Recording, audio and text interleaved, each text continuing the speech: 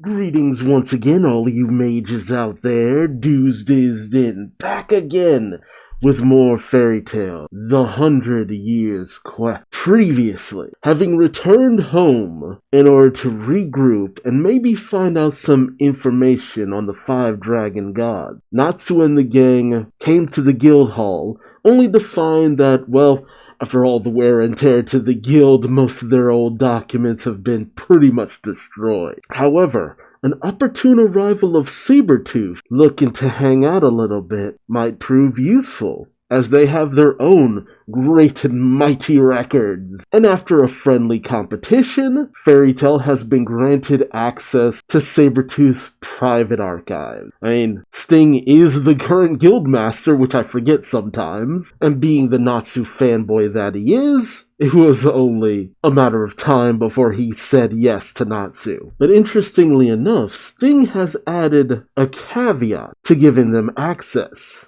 Jalal must come along as well. Previously, Jalal was looking for information on the White Witch, which I assumed was over. But is it possible that the true situation of the White Witch has not finally been dealt with? Join me as I find out what our friends will learn, won't you? Alright, Fairy Tale 100 Years Quest, Chapter 125.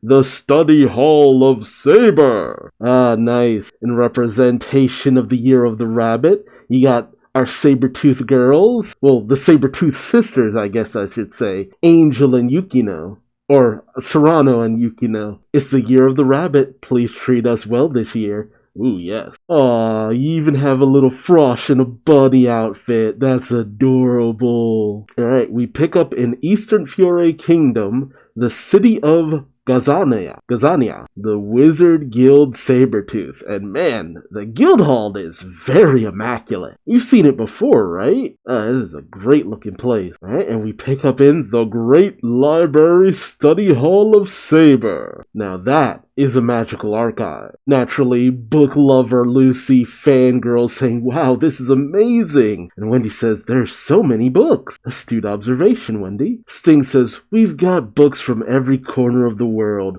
from Alacastasia in the west to Giltina up north. Lecter says, this is the great library our guild is so proud of. Yes. Rogue says, incidentally, Sting hardly reads any of them. Frost says, Fro too. Urza looks on in awe saying, even books from Giltiana? This is such a great help. Gray adds, still, with this many books, it's gonna be hard to find them. Yukino goes over to a podium saying, don't worry, if you input the book you want to search into this lacrima, you'll be able to find it. Ah, it's a magical Dewey Decimal System. Uh-oh. Natsu goes over to access it saying, let's see, with a mischievous grin, while Happy drools saying, Natsu, let's find a book on fish. Alright, and one book in particular shines and comes flying towards Natsu, and it freaks him out saying, as he says, a book's flying out! And as he grabs it, he says, it's Lucy's book. I haven't read it, though.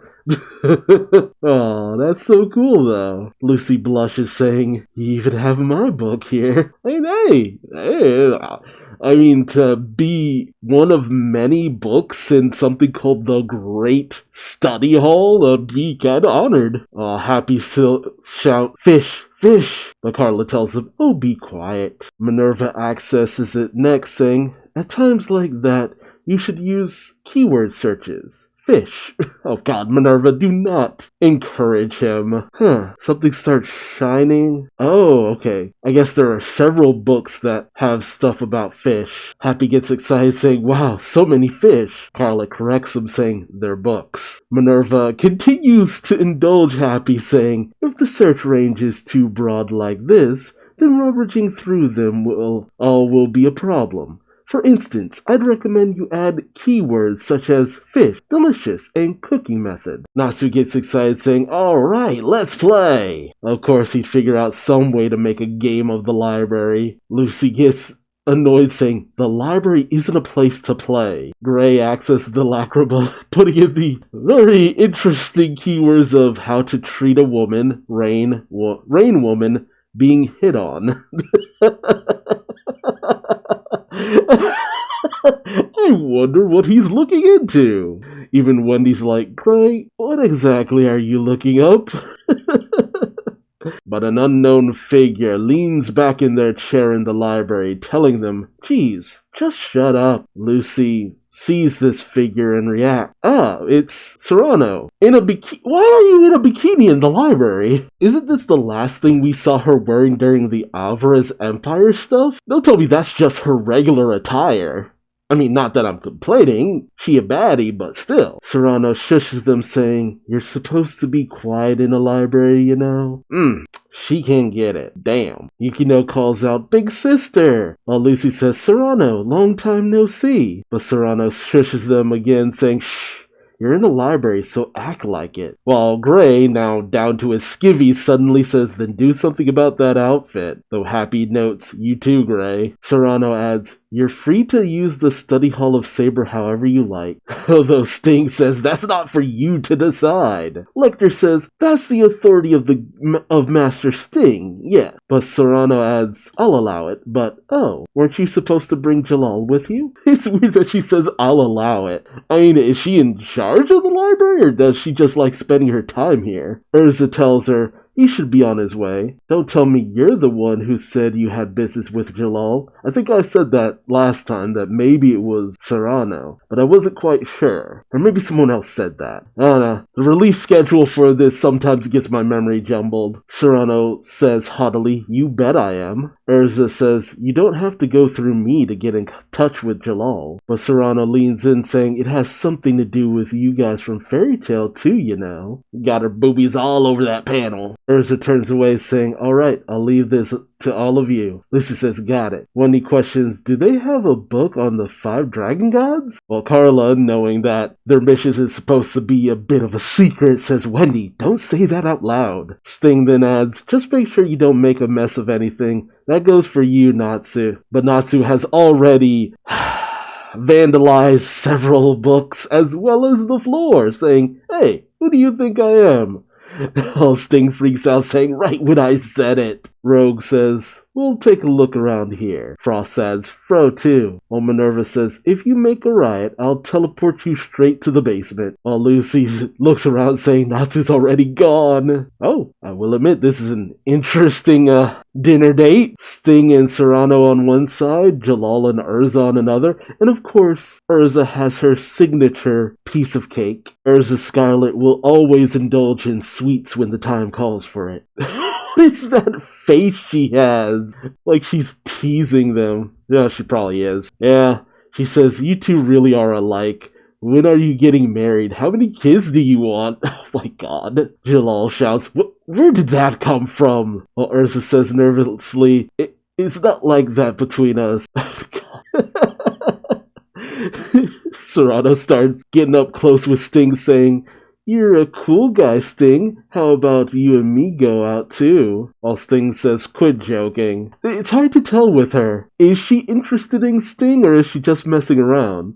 Not to mention, I thought, I was under the impression that Yukino and Sting kind of had a thing going on a little bit. But maybe that was just me. Let me know your thoughts in the comment section below. Did you get that vibe, or is that something I was just projecting? Naturally, both Jalal and Urza get flustered with Jalal saying, "What do you mean, too?" While Urza repeats, "It's not like that between us," like a broken record. Serrano then says to Sting, "Huh? So you like Yukino after all? Or maybe Minerva?" Okay. Serrano's a little too in tune with the fandom, although Sting gives a focused answer saying, "I'm focused on Natsu." She's like, "Yeah, that brings up a whole nother set of shipping." Though Lecter says, "That's Sting for you." Jalal, still flustered, says, "It's about time we got down to business. To defeat the dragon gods." Serrano continues to tease, asking Jalal, "What's with all the free time you've got?" Jalal says, "I'm not free." But Serrano pulls out a picture of Toka, saying, "You told me before that you were looking for the White Wizard." Jalal says, "Yeah, I've taken care of that. As I recall, she called herself Toka and infiltrated Fairy Tale. But, in reality, she was an Exceed from another world. The Exceed known as Toka was assimilated by a white magic-using priestess known as Ferris and came to this world. Her goal was to save Elentier? Okay, I think it's Elentier. I haven't had to say that name in a hot minute, so I'm like, what was that name again? A world overflowing with magic power. See, now that I think about it, the White Wizard was said to be very powerful, and very much like Zareth in the original fairy tale series, where you saw bits and pieces of all the things he created before he showed up. You know, maybe the White Wizard's about to show up soon too. Jalal explains, for that reason, she acted as the White Wizard in this world, taking advantage of the fact that the head of Rebellious, an organization that put its faith white magic, had gone missing. Something about that sentence didn't sound right. Taking advantage of the fact that the head of Rebellious, an organization that put its faith in white magic, I think, maybe, had gone missing.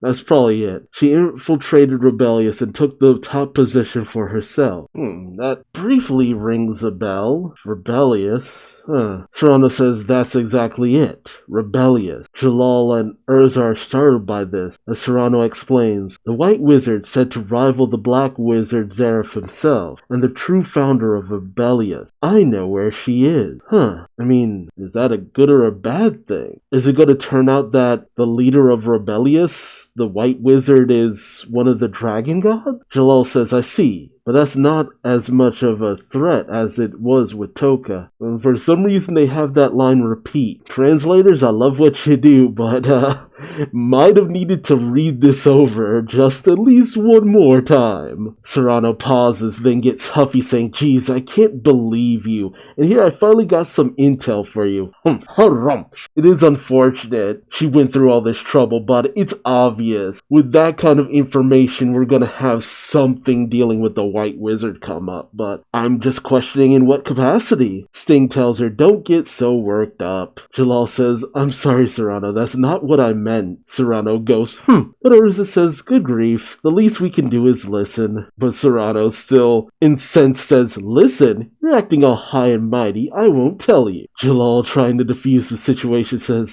I beg of you, please tell us. But Serrano, I guess, sees an opportunity, and she's just trying to get as much fun out of this as she can. She says that's not all. She's in Gold Owl, an alchemy guild on the continent of Giltina. There it is. There it is. I'm like, okay, at what point does this come back around to one of the dragon gods? And there it is, the Gold Dragon. Everything keeps leading back to Gold Owl. God Serena, the gold being Gold Dragon Varnis, a guild of alchemists, someone who rivals Zareth. Okay, we are really building up whatever's gonna go down with Varnis. Naturally, this shocks Urza. And Jel says, Giltina? I believe that's the continent where you and the others were traveling. Urza says, it is, and we heard about Gold Owl only recently. And I guess Serrano says that's where you'll find the founder of the white magic worshipping cult, the White Wizard Athena. Oh, the way she looks like an android out of Eden Zero. Like, straight up. Like, she doesn't look human. She looks like an Eden Zero character, okay? And I'm not just saying that because, Mashima style influences both Fairy Tail Eden Zero and Eden Zero. It's just the design of how robotic she looks is exactly how android character out of Eden Zero would look. Naturally, this shocks Urza, and Jalal questions, what's wrong, Urza? Oh shit. Urza remembers Elfinsara's words, as he said, a weapon capable of destroying even the 5 dragon gods. Athena! Oh, I forgot about the weapon's name! That's what Diablos was supposed to be researching. Urza questions Serrano, saying, she has the same name as the weapon. Serrano says, she is a weapon. Athena is both the White Wizard and a weapon. She's a doll made with alchemy. A living doll. Holy shit! Whoa, that is some massive revelations. I think, I don't remember, but I could have sworn I mentioned when we started talking about Gold Owl and stuff, I'm like, are we gonna run into like homunculi and something like that? maybe that's what Athena is. Like a homunculus. Well, I mean, homunculus from the perspective of like Full Metal Alchemist and stuff, like an artificially created humanoid being. Oh, snap. Okay, so we're picking up inside Gold Owl, with God Serena saying, "Oh, the Signario sisters, you're as beautiful today as ever. God beautiful." And these were the two that Sai said were some of the strongest in the guild. They are some hotties. And God Serena isn't a slouch in terms of power. So if he wasn't included amongst the most powerful, well, I think Sai was just saying powerful in terms of women. No. You have Alchemy Guild Gold Owl Roseo Signario, who says, "Thanks, Serena-chan." And then you have Alchemy Guild Gold Owl Any Signario, who says, "You depress me. Be gone." I'm interested in what they look like in color. These are some interesting designs. It looks like they have horns that come up. Are those decorative or are those actual horns? I like their dresses. Annie looks at Serena with contempt, questioning, "Why do we have a wizard in an alchemy guild? It hurts to comprehend." But Athena comes up behind Annie saying, "The paths of magic and alchemy have something in common, Annie-sama." Athena reminds me of someone specific. Is it Witch from Eden Zero, or am I thinking of someone else? Like, that headpiece. It reminds me of someone specific, but I can't place it. Who she makes me think of from Eden Zero. Because there were a lot of android characters in Eden Zero. But just that design of the headpiece makes me think of someone in particular, but I'm drawing a blank on the name. Roseo leans into Athena saying, "Last I checked, Athena, here is a wizard who was made from alchemy, right?" Oh, Athena here is a wizard who was made from alchemy. Athena says, "That is correct, Roseo." Annie then says, "More importantly, Master, do you mind if I kill God Serena for failing to retrieve the Dragacore?" God Serena panics, saying, "No! God, no!" So, originally I thought it was kind of weird that they were just looting Dogramag's labyrinth to grab one of his Dograkores, but I guess there was more of a purpose behind that. Their master says, "Well, don't say that. There are other replacements for the Dograkores, things that are required to complete Athena." Complete? Uh-oh. Athena says, "Yes, Master. I look forward to it." See, the pause on that, "Yes, Master," as if like, uh-oh. Is Athena up to some shit? Ah, man. Dude, this dude's design is sick. He kind of makes me think of like a buffed up version of Master Hades. The Master of Gold Owl says, "Once Athena has been completed, all 5 dragon gods will become my servant." We're introduced to Gold Owl Master Duke Barabaroa. Barabaroa? I love the design though. Duke Barabaroa. So, the way he says that, see, they said the gold dragon god Varnes was a concept, as if he had not been completed yet, or they had not been completed yet. I'm thinking Athena, once she has gotten something pertaining to dragons, like maybe Dragon Lacrima, something, and she is completed, she will become the gold dragon god Varnis. Maybe it's Varnis in another body. I don't know. I'm not sure how that would work, but something about the way they said it, because the essence of alchemy is to create something with, equivalent exchange, one thing for another, some kind of alteration or transformation. I think that might be it, but I'm not sure how. But I feel like Athena is definitely playing these people. Although they did bring up an interesting point. Why did they bring in God Serena to all of this? I mean, it's interesting to have a familiar face, and he's a powerful dude who didn't really get to shine as much as he could have in the original series, especially with how he was built up. So this is a good opportunity to continually have him be a bit of an adversary, but I do wonder why they're bothering with this dude. Like they said, it's an alchemy guild, but this guy, Duke Barabaroa, it feels like it's an easy setup where he's just like, "I will control all 5 dragon gods and yada yada yada, take over, blah blah blah, rule with an iron fist." It's such a obvious setup for him to be crushed by his own hubris, and I'm interested for when that shoe drops. But I hope he puts up a good fight up until then, because again, this design, oh, nice. But I wonder, Diablos was supposed to be researching into Athena. I wonder, will that lead them to Gold Owl as well? Will they be the first ones to get stomped on by Gold Owl, or will they put up a bit of a fight? Will they intersect that Gold Owl with Fairy Tail? I wonder. I'm interested. I am really interested in what's going to happen in the next arc. The introduction of Gold Owl was at first kind of janky to me because I'm just like, oh, some random thief dude, Sai? He doesn't seem that powerful or interesting. But now it's just like, oh, Gold Owl, holy shit. How's this gonna go down? Let me know your thoughts in the comment section below. Are you as excited as I am? I want to hear from you, but also remember to subscribe so you don't miss out. I realize I'm thinking of God Akinoella. That's who Athena reminds me of. Definitely. I think it's because of the head thing going on. But let me know your thoughts. Do you think Athena looks like an Eden Zero character? And do you think she's playing the Duke? Do you think I'm on the money with the creation of Varnis through Athena? Let me know your thoughts. And until next time, I've been Duuz-Diz-Din and hope to see you in the next video. Till then, bye-bye.